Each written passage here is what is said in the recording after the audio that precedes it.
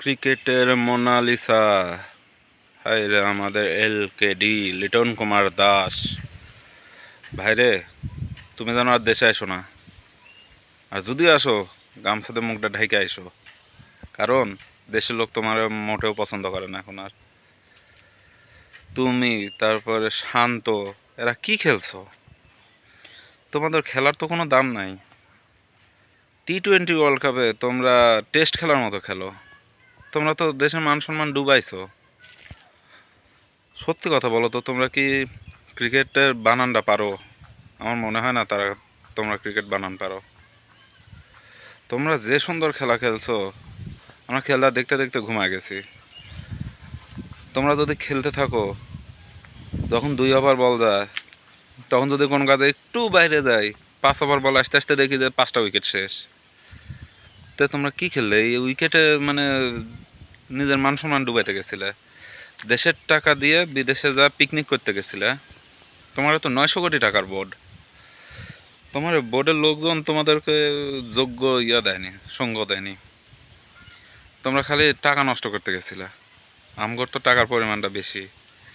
আমার কাছে রক্ত চুষে টাকা নিয়ে তোমাগর দেয়, তোমরা হলো ওই টাকাটা উজাড় করে দাও। মাস গেলে তো ঠিকই টাকা গুনে নাও বেতনে। বেতনের টাকা নেওয়ার সময় কি লজ্জাও লাগে না?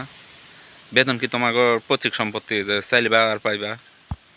বেতন না ভালো কথা, তার হালাল করে নিতে পারো না? এই বেতনের টাকার জন্য যে তোমাগর পরে তো কৈফিয়ত দিতে হবে যে তোমরা তোমার কাজটা ঠিক মতো করো নাই। তোমরা খালি সময় নষ্ট করো। তোমরা যে এমন প্লেয়ার, যাদেরকে তোমরা ক্রিকেট টিম থেকে বাদ দিছিলে, তাদেরকে দিয়ে যদি একটা টিম করা যায়, তাও তো তোমাকে গো হ্যারান হারাবো। তোমরা নিজেরা কিচ্ছু জানো না। তোমরা তো সব পিকনিক করতে গেছিলে, যার যার মতন বেড়াইতে গেছিলে। আমাকে সাধারণ পাবলিকরা যখন বলে যে একটা জাতীয় দলের ক্রিকেটার ব্যাটসম্যান তারা যে পরিমাণে খেলে, আমাদের যদি 3 মাস ব্যাটিং করার প্র্যাকটিসের সুযোগ দেন, তাহলে আমরা তাদের সাথে ভালো খেলবো।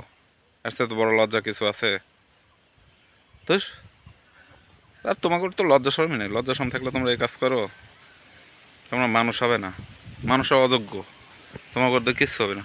ভালো থেকো। পারলে নিজের ভুল ক্ষমা করে তোমরা অনুশোচনা করো, অনুতপ্ত হয়ে জাতীয় দলের খেলাটা বাদ দাও। তোমরা যে ঘরোয়া লিগ খেলতে, ওই ঘরোয়া লিগই তোমাদের জন্য যথেষ্ট। জাতীয় দলে খেলা দরকার নেই। তোমাদের তো এগুলো পৈতৃক সম্পত্তি, মামুর বাড়ির জিনিস। কেউ মামাতো ভাই বলে জাতীয় দলের ক্যাপ্টেন হয়, কেউ পৈতৃক সূত্রে হয়। সব বলার কিছু নাই। অযোগ্য লোকের অযোগ্য জায়গা। তোমাদের জন্য এই জায়গা না। ভালো থেকো।